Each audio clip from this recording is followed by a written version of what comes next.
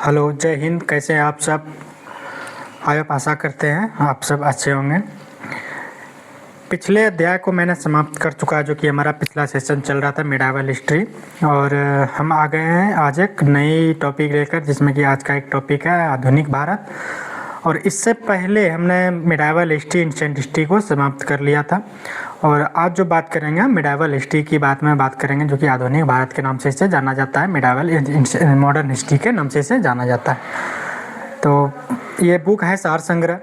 तो देर ना करते हुए हम बढ़ते हैं आगे। और हम इतना जल्दी इस बुक को इसलिए समाप्त कर रहे हैं क्योंकि आगामी परीक्षाओं के लिए हम अपने आप को तैयार करने जा रहे हैं, जिसमें कि अगर कुछ छूट जाता है तो कोशिश करेंगे आप मैनेज करने का, जो कि हम इसके बाद कुछ अगर बुक चालू करेंगे तो वो लूसेंट चालू करेंगे।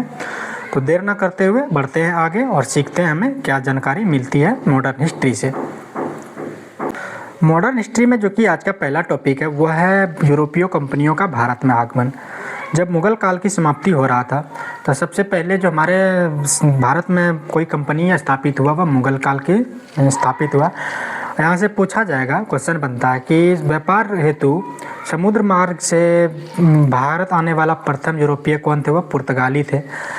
और इस जो कि वह बार्थोलोम्यो डियास जो कि भारत की खोज में निकले थे, और वह अफ्रीका के केपटाउन तट तक वह पहुँचे थे, मतलब दक्षिणतम बिंदु तक। और उन्होंने अपना यात्रा वृत्तांत को वहीं पे समाप्त किया। और उन्हें भारत की खोज उन्होंने नहीं कर पाया, जिसके कारण उन्होंने उस बिंदु को नाम के कैप ऑफ गुड होप के नाम से देकर और चले गए। अब अगला जो यात्री हमारे भारत की खोज में आए वह आए वास्को डी गामा, जो कि 17 मई 1498 को आए थे। तो बात करते हैं यूरोप से आने के लिए समुद्री मार्ग की खोज किसने किया? वह वास्को डी गामा ने किया। इससे पहले आए थे कौन? बार्थोलोम्यो डियास, जिन्होंने कैप ऑफ गुड होप के स्थान की उन्होंने नाम दिया। यह भारत नहीं है, दक्षिण अफ्रीका के दक्षिणतम बिंदु पर यह स्थान है। आगे बात करते हैं कालीकट बंदरगाह के तट पर किसने वास्को डी गामा का स्वागत किया था? वह जेमोरिन के वहाँ का जो स्थानीय शासक हुए, उसी के द्वारा वास्को डी गामा को वहाँ पर उसका स्वागत किया गया था। अगर पूछा जाएगा कि भारत में आने वाला प्रथम विदेशी यात्री कौन हुए, तो वह पुर्तगाली एवं जाने वाला भी पुर्तगाली हुए। पुर्तगाली ने भारत पर सर्वप्रथम अपना व्यापारिक कोठी जो कि खोला, वह कहाँ पर खोला था? कोचीन यानी केरल में उन्होंने अपना पहली व्यापारिक कोठी खोला था। जो कि बात करते हैं पुर्तगाली उपनिवेश का प्रथम वायसराय भारत में कौन सा नियुक्त किया? मतलब पुर्तगाली जो यात्री हुए हैं उन्होंने अपना जो वायसराय नियुक्त किया, तो वह कौन ऐसा पहला व्यक्ति जिन्होंने अपना मालिक बनाकर किसी को अगर यहाँ पर छोड़ा, तो वह कौन सा था? फ्रांसिस्को दी अल्मोड़ा के नाम से उस व्यक्ति को 1505 में उसे भारत के प्रथम वायसराय में उसे नियुक्त करके यहाँ पे नियुक्त किया। ठीक है। भारत में तंबाकू की अगर कृषि की एवं प्रिंटिंग प्रेस एवं प्रारंभ करने का जो कि पुर्तगालियों को श्रेय जाता है। भारत में अगर तंबाकू का अगर श्रेय जाता है एवं प्रिंटिंग प्रेस जो कि पुर्तगालियों के द्वारा यहाँ पर स्थापित किया गया एवं उन्हीं की देन को हम लोग मानते हैं। ठीक है। भारत में प्रथम प्रिंटिंग प्रेस की अगर स्थापना किया जाए तो 1556 में वो गोवा में किया गया था। 1556 गोवा के में किया गया था। किसके द्वारा? ये पुर्तगाली यात्रियों को द्वारा किया गया था। किसके द्वारा किया गया था अगर बात करते हैं या किसके द्वारा? तो फ्रांसिस्को दी अल्मोड़ा के द्वारा दिया गया था। हिंद महासागर में व्यापार को नियंत्रित करने के लिए शांत या नीले जल की नीति, ब्लू वाटर पॉलिसी किसके द्वारा लागू की है? फ्रांसिस्को दी अल्मोड़ा के द्वारा इसे उन्होंने ब्लू वाटर की पॉलिसी अपनाया। किसने? फ्रांसिस्को दी अल्मोड़ा ने। ठीक है। आगे बात करते हैं।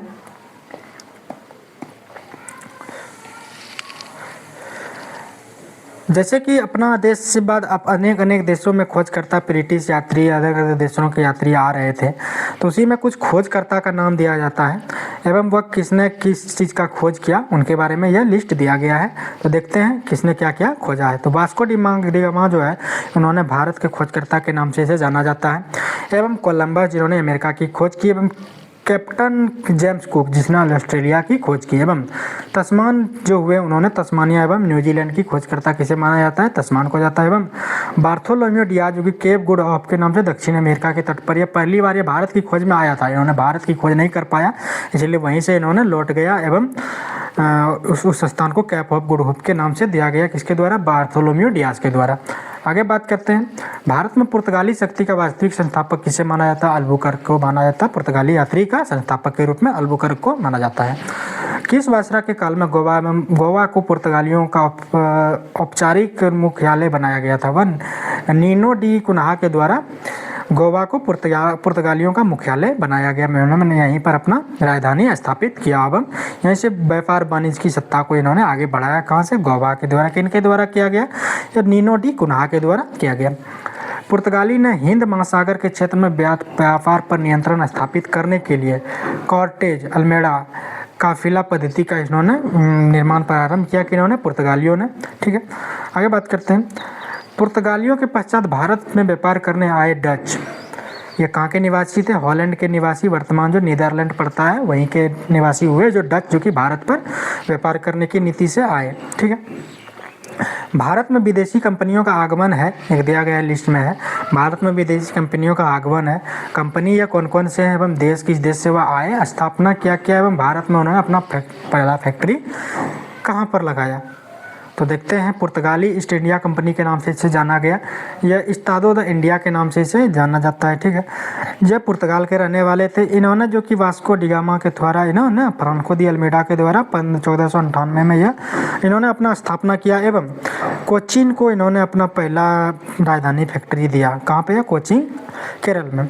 दूसरा अगर कंपनी की बात करें तो east India company the governor and company of merchant of London trading into the East Indies के नाम से जाना जाता था। यह ब्रिटेन की कंपनियां थी जो कि 1600 ईस्वी में भारत में इन्होंने अपना स्थापना किया एवं इन्होंने प्रथम फैक्ट्री जो खोलने का श्रेय गुजरात को सूरत में इन्होंने अपना पहला फैक्ट्री खोला।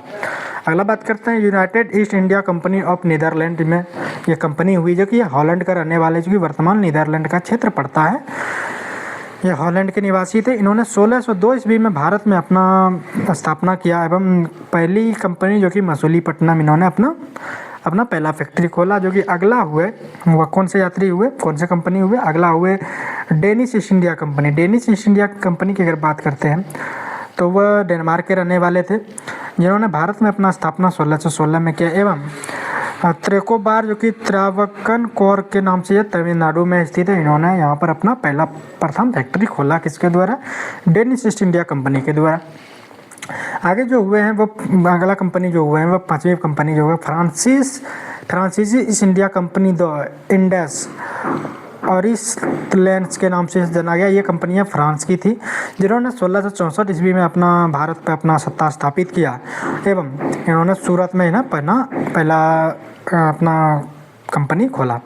नीचे एक लाइन है, यूरोपीय शक्तियों में भारत में पुर्तगाली कंपनियों ने सर्वप्रथम 1498 में प्रवेश किया।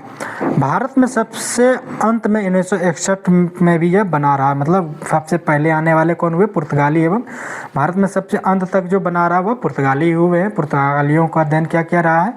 कागज़ का उद्योग एवं न्यूज़पेपर, बहुत सारी चीज़ें इनके द्वारा दिया गया है। ठीक है, आगे बात करते हैं, किस यूरोपीय शक्तियों में बात करते हैं,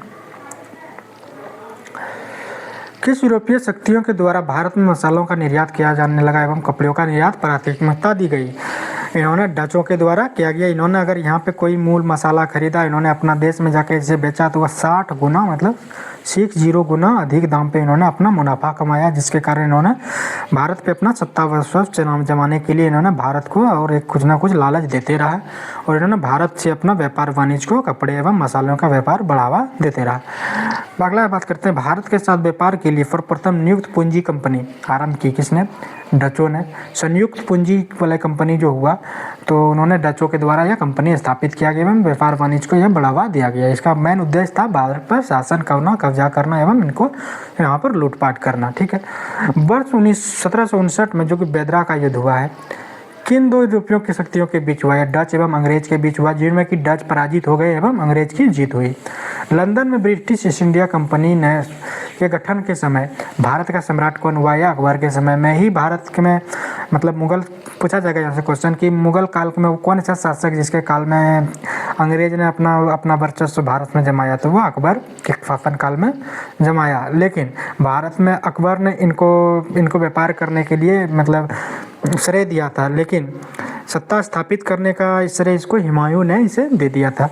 आगे बात करते हैं, ब्रिटिश सम्राट जेम्स प्रथम, जेम्स जो कि वे ब्रिटेन के जेम्स जो कि वहाँ के प्रधानमंत्री थे, जेम्स का दूत बनकर भारत में व्यापारिक कोठी स्थापित करने का उद्देश्य जहांगीर के दरबार में आने का वाला ब्रिटिश नागरिक कौन था? वो कैप्टन हॉकिंस व्यक्ति था, जो कि 1608 ईस्वी में यह जहांगीर के दरबार में आया एवं इन्होंने फारसी भाषा में इन्होंने जहांगीर से बात किया, जिन्होंने जहांगीर ने इन्हें इंग्लिश खान की उपाधि से नाम से दिया गया। किसको? कैप्टन हॉकिंस को जहांगीर के द्वारा कैप्टन को यह इंग्लिश खान के नाम से उपाधि दिया गया और जहांगीर के द्वारा। आगे बात करते हैं, ब्रिटिश ईस्ट इंडिया कंपनी द्वारा भारत में प्रथम अस्थायी कारखाना मसूलीपट्टनम में खोला गया। कब खोला गया? या 1661 में खोला गया, 1611 में खोला गया में, तथा प्रथम अस्थायी कारखाना सूरत में खोला गया। अस्थायी, इतना जो पहले चल रहा था वो अस्थायी था, एवं वो अस्थायी कब खोला गया? तो पहला बार वो 1611 में खोला गया। अगर अस्थायी की बात करते हैं तो वह 1613 ईस्वी में स्थापित किया गया। कहाँ पर किया गया? सूरत में किया गया। जो कि वो अस्थायी खुला था वो मसूलीपट्टनम में खुला था। ठीक है, आगे बात करते हैं, ईस्ट इंडिया कंपनी के किस अंग्रेज गवर्नर और औरंगजेब के द्वारा भारत से निष्कासित किया गया था? मतलब अगर पूछा जाए किस व्यक्ति को, वैसा कौन सा अंग्रेज हुआ जिनको कि अंग्रेज को भारत से निकाला गया था औरंगजेब के शासनकाल में? हुआ सर जॉन चाइल्ड को औरंगजेब ने धक्का मार के यहाँ से भगा दिया था। किन्हें? सर जॉन चाइल्ड को। हैमिल्टन द्वारा फसल, आगे जो बात करता है वो हैमिल्टन द्वारा फसल उपचार मतलब सफल उपचार किए जाने के कारण किस मुगल बादशाह के द्वारा ईस्ट इंडिया कंपनी के लिए वर्ष 1717 में महाधिकार पत्र जारी किया था? या फर्रुखसियर के द्वारा महाधिकार पत्र जारी किया गया और इन्होंने भारत में सभी अंग्रेजों को अपना कंपनियों खोलने का और एवं व्यापार करने के लिए इन्होंने फर्रुखसियर के द्वारा यह सत्ता को स्थापित करके इन्हें आदेश दिया गया कि आप हमारे भारत देश में व्यापार वाणिज्य कर सकते हैं। किसके द्वारा? फर्रुखसियर के द्वारा दिया गया था। 1661 में इंग्लैंड के राजा चार्ल्स द्वितीय हुए हैं, जो कि वह विवाह पुर्तगाली राजकुमारी कैथरीन से किया था। किन्होंने? चार्ल्स द्वितीय, जो कि ये फ्रांस के इंग्लैंड के हुए हैं, इन्होंने राजकुमारी पुर्तगालियों से इन्होंने अपना विवाह स्थापित किया, राजकुमारी कैथरीन के साथ किया। इस अवसर पर पुर्तगाली ने इसे चार्ल्स द्वितीय को दहेज के रूप में बम्बई द्वीप दे दिया था, जो कि मुंबई एक नदियों पर स्थित एक द्वीप है, एक शहर है। ठीक है, 1668 ईस्वी में चार्ल्स द्वितीय ने 10 पाउंड वार्षिक किराया को लेकर मुंबई को ईस्ट इंडिया कंपनी को दे दिया। मतलब वार्षिक भाड़ा जो कि हो गया 10 पाउंड देने का श्रेय से उसे दे दिया ईस्ट इंडिया कंपनी को। आगे बात करते हैं, अगर बात करते हैं तो भारत में आने वाले कौन कौन से प्रमुख शहर एवं संस्थापक कौन हुए? कोई भी भारत में अगर शहर स्थापित किया गया था, पहले हमारा भारत कृषि प्रधान ग्रामीण क्षेत्र था, जहाँ पे शहर की संख्या अभाव पाया गया था। यह अंग्रेज यात्रियों के द्वारा यहाँ पर शहर की स्थापना किया गया। यह शहर है एवं यह संस्थापक है। अगर पूछा जाए कलकत्ता की स्थापना किसने किया था? जॉन चार्नोक के द्वारा यहाँ पर कलकत्ता शहर की स्थापना किया गया। मद्रास की, जो कि कर्नाटक के एवं तमिलनाडु चेन्नई का क्षेत्र पड़ता है, फ्रांसिस डे के द्वारा यह स्थापित किया गया। नई दिल्ली की स्थापना, जो कि एडविन लुटियंस एवं हर्बर्ट बेकर के द्वारा नई दिल्ली की स्थापना किया गया एवं इन्हीं के द्वारा इन शहरों को राजधानी बनाया गया। मुंबई की अगर बात करें तो वर्तमान जो मुंबई का क्षेत्र है उसी को बम्बई के नाम से जाना जाता है। यह गोराल्ड अंगियार के द्वारा यह शहर की स्थापना किया गया। आगे बात करते हैं यूरोप वासियों के लिए सर्वोत्तम सोरा, जो कि अफीम प्राप्ति कहाँ से होते थे? या बिहार के मुंगेर और ये जमुई वाले क्षेत्र से सोरा, जिसको कि हम लोग बोलते हैं बारूद बनाने में गंधक इत्यादि, ये बिहार से अफीम की खेती यहीं से होती थी। यहीं से यह अधिकतर यहाँ से यह ट्रांसपोर्टेस करते थे एवं यहीं से जमा करके वो व्यापार वाणिज्य बढ़ाते थे। ठीक है, और फोरा का उपयोग उन्होंने विस्फोटक पदार्थ के रूप में किया जाने के लिए इन्हें यहाँ से खरीद के ले जाता था। ठीक है, वर्ष 1664 में फ्रांसिस कंपनी की स्थापना किसके प्रयासों से की गई थी? कोलबर्ट के द्वारा 1664 ईस्वी में फ्रांसिस कंपनी की स्थापना किया गया था। आगे बात करते हैं फ्रांसीसी कंपनी जो हुए हैं की स्थापना किसके कार्यकाल में हुई थी? लुई 14वें के काल में भारत में फ्रांसिस कंपनी की स्थापना किया गया था, 14वें लुई 14वें के शासनकाल में। फ्रैंक कैरो के द्वारा भारत में प्रथम फ्रांसिस फैक्ट्री की स्थापना किया गया। अब कहाँ किया गया? यह सूरत में किया गया 1668 में। किसके द्वारा? फ्रैंक कैरो के द्वारा प्रथम फ्रांसीसी फैक्ट्री। ठीक है, आगे बात करते हैं फ्रांसीसी जो हुए हैं, फ्रांसीसी गवर्नर डुप्ले ने पहली बार भू क्षेत्र अर्जित करने के उद्देश्य से भारतीय राजाओं को विवादों में भाग लेने की नीति आरंभ की। उन्होंने ये किसको डुप्ले में। यही जो मतलब हम आपको सहायता कर सकते हैं कोई भी मामले में, इसी को सहायक संधि के नाम से जाना जाता है। अगर यहाँ से क्वेश्चन बन जाता है कि सहायक संधि का जन्मदाता किसे कहा जाता है, या डुप्ले को कहा जाता है। ठीक, आगे बढ़ते हैं। फ्रांसीसियों द्वारा पोर्ट लुई नामक किला कहाँ बनवाया गया? पौंडीचेरी में बनवाया गया, पोर्ट लुई का किला। पौंडीचेरी का प्रथम फ्रांसीसी गवर्नर फ्रांको मार्टिन हुए हैं एवं पुर्तगालियों की सौली के स्थान पर किस अंग्रेजों का अधिकारी ने पराजित किया था? मतलब पुर्तगालियों को सौली का स्थान हुआ सवाली का युद्ध हुआ, जिसमें कि थॉमस बेस्ट ने इन्हें पराजित किया। सवाली के युद्ध में थॉमस बेस्ट को पराजित किया गया। ठीक है, वांडीवास का युद्ध हुआ। अगला युद्ध जो हुआ कि वांडीवास का युद्ध हुआ, जिसमें कि इस युद्ध में 1716-60 में हुआ है, जो कि अंग्रेजों ने यह फ्रांसीसियों को पराजित किया था। किसे? फ्रांसीसियों को अंग्रेजों के द्वारा पराजित किया गया था। अगला जो कर्नाटक का तृतीय युद्ध हुआ, 3 युद्ध हुआ कर्नाटक का। अगर पूछा जाए कितने युद्ध हुआ तो 3 युद्ध हुआ, जो कि कर्नाटक का युद्ध किसके मध्य लड़ा गया था? फ्रांस एवं अंग्रेज एवं फ्रांसीसियों के बीच में लड़ा गया था, जिसमें कि अंग्रेजों की जीत एवं फ्रांसीसियों की हार हुई। प्रथम कर्नाटक युद्ध की बात करें तो किस संधि के मध्य से समाप्त होती है? एक्सला-सेपल संधि से 1748 में प्रथम कर्नाटक युद्ध की समाप्ति होती है। आगे बात करते हैं, कर्नाटक युद्ध 3 हुए हैं, तो बात करते हैं, विश्लेषण करते हैं इसमें 3 कर्नाटक के कौन कौन युद्ध हुए हैं, यह क्रम है एवं यह प्रमुख कारण क्या है, किस कारण से हुआ एवं क्या क्या संधियाँ हुई उनमें और परिणाम उनका क्या निकल के आया। जैसे कि कर्नाटक का प्रथम युद्ध की बात करते हैं, तो कर्नाटक का जो प्रथम युद्ध होता है वह है 1746 से 48 के बीच में हुआ है, जिसमें कि ऑस्ट्रिया के उत्तराधिकारी का युद्ध का कारण बताया जाता है। मतलब ऑस्ट्रिया में जैसे जहाँ से अंग्रेज अपना आए थे, तो वहाँ पर मतलब वियना की राजधानी ऑस्ट्रिया में उत्तराधिकारी मतलब राजगद्दी पर बैठने का युद्ध था, जिसके कारण एक्सला-सेपल की संधि के तहत 1748 में से हुआ संधि किया गया, जिसमें कि अनिर्तीर्ण हुआ, जो कि मतलब यह ऑस्ट्रेलिया को उत्तराधिकारी का युद्ध हुआ एवं इस दोनों की सेना इन्होंने संधि करके भारत पर व्यापार वाणिज्य स्थापित किया एवं भारत में अलग अलग क्षेत्रों में इन्होंने भारत करने की नीति अपना ली।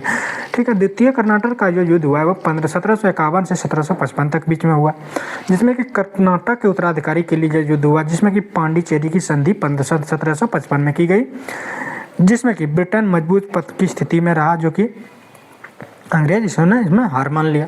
तृतीय जो कि कर्नाटक युद्ध हुआ, इसमें सप्तवर्षीय युद्ध के नाम से जाना जाता है।